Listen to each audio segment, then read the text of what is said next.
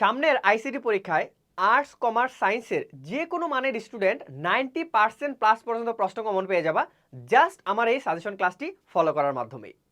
তো আমি তোমাদেরকে দেখাবো কোন কোন চ্যাপ্টার থেকে হাতে গোনা কোন কোন টাইপের প্রশ্ন প্র্যাকটিস করে গেলেই 90%+ পর্যন্ত প্রশ্ন তোমাদের কমন চলে আসবে। অ্যান্ড পুরো সাজেশন ক্লাসটাই আসলে হবে আমাদের আইসিটির যে সাজেশন বই দুইটা আছে এই বই দুইটার উপর। তো তুমি মূল বইয়ের পাশাপাশি যদি আমাদের এই আইসিটির সাজেশন অ্যান্ড সমাধান বই দুইটা প্র্যাকটিস করে যাও, ফলো করে যাও, তাহলেই ভাইয়া আইসিটি পরীক্ষায় 90%+ পর্যন্ত প্রশ্ন কমন পেয়ে যাবে, এটা একদম গ্যারান্টি। সো চলো আমরা এই বই থেকেই তোমাদেরকে কয়েকটা সাজেশন দেখাই অ্যান্ড একই সাথে এই বইটা আমরা কিভাবে সাজিয়েছি সেটাও তোমাদেরকে বলে দেই। সো প্রথমে এই বই থেকে দেখাবো চ্যাপ্টার 4 এর অ্যানালাইসিস অ্যান্ড সাজেশন। সো এই বইটা আমরা আসলে কিভাবে সাজাইছি প্রথমে একটু শর্টে যদি বলি, বিগত বছরের বোর্ড প্রশ্নগুলো অ্যানালাইসিস করে আমরা এই সাজেশন বইটা তৈরি করেছি অ্যান্ড এই বইটার উপরে এই সাজেশন ক্লাস। সো বিগত কত বছরের বোর্ড প্রশ্ন আমরা অ্যানালাইসিস করেছি, লাস্ট 2024 থেকে 2017 পর্যন্ত সবগুলা বোর্ড প্রশ্ন অ্যানালাইসিস করে এই সাজেশন অ্যান্ড অ্যানালাইসিস বইটা আমরা তৈরি করেছি। তো এটা দেখো প্রত্যেকটা চ্যাপ্টারের শুরুতেই তুমি পাবা এরকম অ্যানালাইসিস অ্যান্ড সাজেশন অ্যান্ড প্রত্যেকটা টাইপের সাইডে সংখ্যা দিছি যে কোন টাইপ থেকে কতবার বোর্ডে প্রশ্ন আসছে। তো এইটা দেখে আমি তোমাকে বলে দিব 90% প্রশ্ন যদি তুমি এই চ্যাপ্টার থেকে কমন পাইতে চাও তাহলে হাতে গোনা এই কয়েকটা টপিক পড়ে গেলেই এনাফ। সেটা হইলো টপিক 2 এর টাইপ 3 লিনিয়ার কাঠামো অ্যান্ড টাইপ 4 সেটা হইলো কোনটি বেশি সুবিধাজনক। অর্থাৎ ওয়েবসাইটের যে কাঠামো আছে এই কাঠামো থেকে দুই টাইপের প্রশ্ন তুমি পড়ে যাবা, একটা হইলো লিনিয়ার কাঠামো এটা পড়ে যাবা, আরেকটা হইলো এই প্রত্যেকটা কাঠামোর মধ্যে কোনটা বেশি সুবিধাজনক এইটা। তো এই দুইটা তুমি যদি পারো তাহলে ভাইয়া এখান থেকে প্রশ্ন কমন আসবেই গ্যারান্টি। কিভাবে বললাম, কারণ এই দুইটা টাইপ থেকে দেখো একবার একটা টাইপ থেকে 6 বার আসছে আর একটা টাইপ থেকে 4 বার প্রশ্ন কমন আসছে, অর্থাৎ সবচেয়ে বেশি ইম্পর্টেন্ট হলো এটা। এরপরে কিন্তু টু দা পয়েন্টে দেখাবো যে এই লিনিয়ার কাঠামো থেকে যে 6টা প্রশ্ন আসছে সেই 6টা প্রশ্ন দেখতে কেমন, কেমনে উত্তর করবার সবকিছু কিন্তু আমাদের বইতে আছে এন্ড এখানেও তোমাদেরকে দেখাই দিব। তো দেখো এরপরে ভাইয়া দেখো যেখান থেকে প্রশ্ন মাস্ট আসবে গ্যারান্টি দিয়ে বলা যায় সেটা হলো HTML ট্যাগের ব্যবহার। HTML ট্যাগের ব্যবহার থেকে জাস্ট দুই টাইপের প্রশ্ন তুমি যদি পারো তাহলেই প্রশ্ন কমন। কোন দুই টাইপ? একটা হলো বুলেট ও নাম্বারিং, এটার ব্যবহারটা যদি পারো, আরেকটা হলো হাইপার লিঙ্ক, এটার ব্যবহারটা তুমি যদি পারো। কিভাবে বুলেট ও নাম্বারিং এর করতে হয় বা এই ট্যাগের ব্যবহারটা আসলে কিভাবে করে, ব্যবহার কি, হাইপার লিঙ্কে কিভাবে ব্যবহার করতে হয়, এই দুইটা টাইপ যদি তুমি পারো 90%+ পর্যন্ত প্রশ্ন কিন্তু কমন গ্যারান্টি। কেন? কারণ এখান থেকে 11 বার প্রশ্ন আসছে আর পরের টাইপ থেকে 8 বার প্রশ্ন আসছে। আমাদের এই অ্যানালাইসিসটাই বলে দেয় কোন টাইপ থেকে প্রশ্ন আসবে। ভাই গ্যারান্টি সহকারে তুমি অ্যানালাইসিস ফলো করো, এই অ্যানালাইসিস থেকে প্রশ্ন কমন আসবে।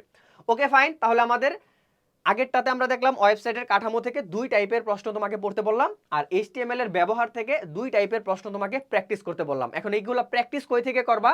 আমাদের ওই বইগুলোতে উত্তর সহ প্রশ্ন সহ টাইপ ওয়াইজ সব আছে, একটু পরে দেখাচ্ছি, চিন্তার কোনো কারণ নাই। ওকে, এরপরে লাস্ট যেটা হলো HTML এ টেবিল তৈরি করা। দেখো অলরেডি আমি জাস্ট দুইটা টপিক তোমাকে কিন্তু বলছি, এবার লাস্ট HTML এর টেবিল তৈরি করা। দেখো বেসিক যে টেবিল, HTML এর যে টেবিল ট্যাগ দিয়ে টেবিল ট্যাগ ইউজ করে বেসিক যে টেবিল বানাইতে হয় সেটা তুমি যদি পারো, অ্যান্ড টেবিলের একটা স্পেশাল রুলস আছে সেটা হলো call span and rho span. Call span rho span কি? ধরো হচ্ছে দুইটা কলাম মিলে আমার একটা কলাম হয়েছে, দুইটা কলাম মিলে অনেক সময় একটা কলাম হয়ে যায়, আবার দুইটা রো মিলে একটা রো হয়ে যায়। এরকম ধরো দুইটা রো মিলে একটা রো বা একটা বক্স হয়ে যায়, দুইটা কলাম মিলে একটা বক্স হয়ে যায়, দুইটা রো মিলে একটা বক্স হয়ে যায়, এটাকে বলা হয় রো স্প্যান এবং কল স্প্যানের নিয়ম। সো এই নিয়মটা আর বেসিক টেবিলটা কিভাবে ফরম্যাট করতে হয়, লিখতে হয় HTML দিয়ে, এটা যদি পারো তাহলে ভাইয়া প্রশ্ন কমন গ্যারান্টি। কারণ দেখো বেসিক টেবিল থেকে বিগত বছরে 8 বার প্রশ্ন আসছে, কল স্প্যান রো স্প্যান থেকে 14 বার প্রশ্ন আসছে, মানে বুঝতেছো কত বেশি ইম্পর্টেন্ট। এখন পর্যন্ত যতগুলা টাইপ তোমাকে দেখাইলাম তার মধ্যে সবচেয়ে ইম্পর্টেন্ট টাইপ হলো এটা, রো স্প্যান এবং কল স্প্যান ব্যবহার করে টেবিল বানানো। তাহলে ভাইয়া তোমাকে হাতে গোনা কয়টা টাইপ বললাম? 3টা টপিক থেকে 2টা করে টাইপ বলছি, মানে 6টা টাইপ। 3টা টপিক 3টি, মানে 3টা টপিক থেকে 2টা করে টোটাল 6টা টাইপ আমি বলছি। এই 6টা টাইপের প্রশ্ন প্র্যাকটিস করে গেলে এই চ্যাপ্টার থেকে 90% সিকিউ গ্যারান্টি কমন আসবে, মিস নাই। এখন কথা হলো এই প্রশ্নগুলা তোমরা কোথা থেকে প্র্যাকটিস করবা? দেখো আমাদের ওই বইয়ের পরের পেজে প্রত্যেকটা টাইপ ওয়াইজ বিগত বছরের বোর্ড প্রশ্নগুলো সাজানো আছে। এই যে দেখো বলতেছিলাম HTML ট্যাগের যে ব্যবহার, এখান থেকে এখানের টাইপ 1 বুলেট ও নাম্বারিং থেকে অনেক বেশি প্রশ্ন আসবে, বা এটা গ্যারান্টি দিয়ে বলছি যে এখান থেকে প্রশ্ন তুমি কমন পাবে। যেমন দেখো রাজশাহী বোর্ড 2024-এ এখান থেকে একটা প্রশ্ন আসছে, বরিশাল 24-এ প্রশ্ন আসছে। এরকম কোন কোন বোর্ডে কি কি টাইপের প্রশ্ন আসলে বুলেট ও নাম্বারিং থেকে আসছিল, তুমি কিন্তু আমাদের এই বই থেকে, সাজেশন বই থেকে প্র্যাকটিস করতে পারবা। তুমি বুঝতে পারবা যে ভাই উদ্দীপক কেমনে আসে। বুলেট ও নাম্বারিং তো তুমি পারোই, যে বুলেট এবং নাম্বারিং আমার কোন কোন ট্যাগ দিয়ে ইউজ করতে হয় সেটা আমি তো তুমি পারো। ইউ ট্যাগ দিয়ে ইউজ করতে হয়, ইউএল ট্যাগ দিয়ে ইউজ করতে হয়, লিস্ট ট্যাগ, মেন কথা হলো এটা হলো, সরি এখানে একটু ভুল লিখছি হয়তো, লিস্ট ট্যাগ, এটা হলো লিস্ট ট্যাগ। তো লিস্ট ট্যাগ তুমি পারো, কিন্তু উদ্দীপক আসলে কেমনে আসে, উদ্দীপকে এইটা এই চিহ্ন থাকলে আমি কিভাবে লিস্ট ট্যাগ ইউজ করব, উদ্দীপকে যদি এই চিহ্ন থাকে আমি কিভাবে লিস্ট ট্যাগ ইউজ করব। তো এটা কিন্তু ভাইয়া তুমি আমাদের এই টাইপ ওয়াইজ বোর্ড প্রশ্নগুলো প্র্যাকটিস করার মাধ্যমে পারবা, যে 1 2 3 থাকলে আমি লিস্ট ট্যাগে কি ইউজ করব, ঠিক আছে। তো বিগত বছরের সকল বোর্ড প্রশ্ন এখানে কিন্তু এই যে টাইপ 1 টাইপ 2 টাইপ 3 আকারে দেওয়া আছে, এন্ড এগুলোর উত্তর কই আছে, উত্তরও কিন্তু তুমি আমাদের এই সমাধান বইটাতে পেয়ে যাবে। এইগুলোর প্রত্যেকটার প্রশ্ন প্লাস উত্তর সহ এই বইটাতে আছে, আর এই বইটাতে শুধু প্রশ্ন আছে, অর্থাৎ এই বইটা হলো সাজেশন আর এই বইটা হলো সমাধান। সো আশা করি চ্যাপ্টার 4 থেকে 90% প্রশ্ন কমন পাবা কেমনে, কি কি প্র্যাকটিস করে গেলে সেটা তোমরা বুঝে গিয়েছো। একইভাবে আমি আর দেখাচ্ছি না, একইভাবে প্রত্যেকটা চ্যাপ্টারের উপরে এরকম কিন্তু আমাদের বইটাতে অ্যানালাইসিস, সাজেশন, টাইপ ওয়াইজ প্রশ্ন এবং সাদা বইটাতে প্রশ্ন সহ সলভ করা আছে। তো এখন তোমরা বলতে পারো যে ভাইয়া তাহলে এমসিকিউ এর কি হবে, চলো চ্যাপ্টার 3 থেকে আমরা দেখাই যে কোন কোন টাইপ হাতে গোনা প্র্যাকটিস করে গেলে এমসিকিউতে 90% প্রশ্ন কমন আসবে। তো সিকিউ এর পরে আমাদের এমসিকিউ অ্যানালাইসিসটা শুরু হচ্ছে। তো দেখো এখানে আমরা টোটাল বিগত বছরের কতগুলো এমসিকিউ অ্যানালাইসিস করেছি একটু তোমাদেরকে দেখাই। টোটাল মনে হয় 220টার মতো এমসিকিউ থাকতে পারে। হ্যাঁ দেখো এই চ্যাপ্টার 3 থেকে বিগত বছরে টোটাল লাস্ট 24 থেকে 16 পর্যন্ত, 24 থেকে 16 পর্যন্ত সবগুলা বোর্ড প্রশ্ন, কতটা বোর্ড প্রশ্ন, মাত্র 220টা বোর্ড প্রশ্ন। সো এই 220টা বোর্ড প্রশ্ন অ্যানালাইসিস করে আমরা এই সাজেশনটা বানাইছি, এমসিকিউ সাজেশন, যে সাজেশন পড়লে তোমার 90% এমসিকিউ কমন আসবে। তবে শর্ত হলো ভাই মূল বইটা প্র্যাকটিস করতে হবে, সরি মূল বইটা রিডিং দিয়ে তারপর এমসিকিউগুলো প্র্যাকটিস করতে হবে। দেখো তুমি যদি জাস্ট ক্যালকুলেটর ব্যবহার পারো তাহলে 38টা এমসিকিউ, বিগত বছরের 38টা এমসিকিউ তুমি সলভ করতে পারবা। দেখছো 220টা এমসিকিউ এর মধ্যে 38টা এমসিকিউ আসছে শুধুমাত্র সরাসরি ক্যালকুলেটর ব্যবহার পারলে। তো আমরা এটা নিজেরা সুন্দর করে টাইপ সাজাইছি। তো এটা গেল একটা।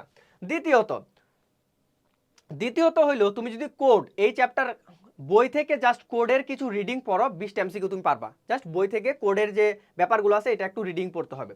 সবচেয়ে বেশি ইম্পর্টেন্ট দেখো যেটা দেখায়, প্রথমত ক্যালকুলেটর ব্যবহার জানলে 38টা এমসিকিউ তুমি পারতেছো। 220টার মধ্যে 38টা এমসিকিউ কিন্তু একদম সহজ, তুমি পারবা, এবং ওই এমসিকিউ গুলা থেকে তোমার বোর্ডে তোমার নেক্সট পরীক্ষায় প্রশ্ন আসবে। আবার বলি, নেক্সট পরীক্ষায় ওই যে ক্যালকুলেটর ব্যবহার করে যে 38টা প্রশ্ন আসছে, এটা যদি তুমি প্র্যাকটিস করো এন্ড পারো, তাহলে তোমার নেক্সট পরীক্ষায় তোমার প্রশ্ন কমন আসবে, কারণ ওই টাইপের প্রশ্ন হবে। এরপর লজিক গেট থেকে 73টা প্রশ্ন আসছে। দেখছো ভাই, এমসিকিউ অ্যানালাইসিস করে আমরা যেটা দেখছি যে এই চ্যাপ্টারের সবচেয়ে ইম্পর্টেন্ট টপিক এমসিকিউ এর জন্য লজিক গেট, কারণ এখান থেকে বিগত বছরে 73টা এমসিকিউ প্রশ্ন আসছে। তো এখন এই 73টা প্রশ্ন তুমি যদি পারতে চাও কি করতে হবে, বেসিক লজিক গেটের যে ব্যাপারগুলো আছে সেটা জানলেই তুমি এটা সলভ করতে পারবা। মৌলিক গেট কি, কিভাবে প্রকাশ করে, এগুলোর মধ্যে অপারেশন কি, যৌগিক গেট কি, কিভাবে এগুলো লিখতে হয়, এগুলোর মধ্যে যে ইন্টারনাল অপারেশন আছে, এই বেসিক জিনিসপাতিগুলো যদি তুমি পারো তাহলে এই 73টা এমসিকিউ তুমি সলভ করতে পারবা। মূল বইটা রিডিং দিবা, তারপর আমাদের এই বই থেকে এই 73টা এমসিকিউ তুমি নিজে নিজে প্র্যাকটিস করবা। তাহলে দেখবা যে ভাইয়া তুমি পারতেছো, এন্ড নেক্সট পরীক্ষাতেও এই সেম টাইপের প্রশ্নই আসবে ভাই, সেম টাইপের প্রশ্নই তোমার পরীক্ষাতে আসবে। তুমি হয়তো জানতা না আগে যে এই টাইপের প্রশ্ন হয়, এবার কিন্তু তোমার হাতে ক্লিয়ার। জাস্ট আমাদের এই সাজেশন বই দুটো ফলো করবা, মেইন বইটা প্র্যাকটিস কর, সরি মেইন বইটা রিডিং দিবা, সাজেশন বই দুটো প্র্যাকটিস করবা, 90% প্রশ্ন গ্যারান্টি ভাই, 90% প্রশ্ন গ্যারান্টি। তো এরপরে তো দেখাইলাম যে এই দুইটা টপিক পড়লেই তোমার এমসিকিউ এতে 90% প্রশ্ন কমন আসবে, মূল বইটার পাশাপাশি যদি এটা প্র্যাকটিস করো। আর দেখো বইয়ের পরের পেজগুলোতে এমসিকিউ গুলো টাইপ হয় সুন্দর করে সাজানো আছে, তুমি জাস্ট প্র্যাকটিস করবা, কোনটা সঠিক উত্তর মিলাবা, কোনোটা না পারলে মূল বইতে চলে যাবা, মূল বইতে দেখে আবার প্র্যাকটিস করা শুরু করবা। তো ভাইয়া আশা করি এতক্ষণে তোমরা বুঝে গিয়েছো, তুমি যদি আইসিটিতে 90% প্রশ্ন কমন পেতে চাও জাস্ট আমাদের এই সাজেশন বই দুটো ফলো করলে এনাফ। মূল বইয়ের পাশাপাশি এই সাজেশন বই দুইটা ফলো করে যাবা, প্র্যাকটিস করে যাবা। প্রত্যেকটা চ্যাপ্টারের কোন কোন টাইপ থেকে প্রশ্ন আসবে টু দা পয়েন্টে আমাদের এই সাজেশন বই তোমাকে বলে দিবে, অ্যান্ড এই সমাধান বই থেকে তোমরা সেগুলা প্র্যাকটিস করবা। সো এই বই দুইটার ডেমো পিডিএফ যদি আরো ভালো মতন দেখতে চাও, জাস্ট এই ভিডিওতে একটা ক্লিক করো, বা উপরে নিচে যে কোনো লিঙ্ক থেকে আমাদের ওয়েবসাইটে চলে যাও, সেখানে গেলে তুমি এই বই দুইটার আরো বিস্তারিত ডেমো পিডিএফ দেখতে পারবা। সো দেখে যদি ভালো লাগে 25 অ্যান্ড 26 ব্যাচের প্রত্যেকটা স্টুডেন্ট ভাইয়া আমাদের এই সাজেশন বইটা অর্ডার করে ফেলো। সো সবাই ভালো থাকবা, সুস্থ থাকবা, দেখা হচ্ছে পরবর্তী কোনো একটা ভিডিওতে।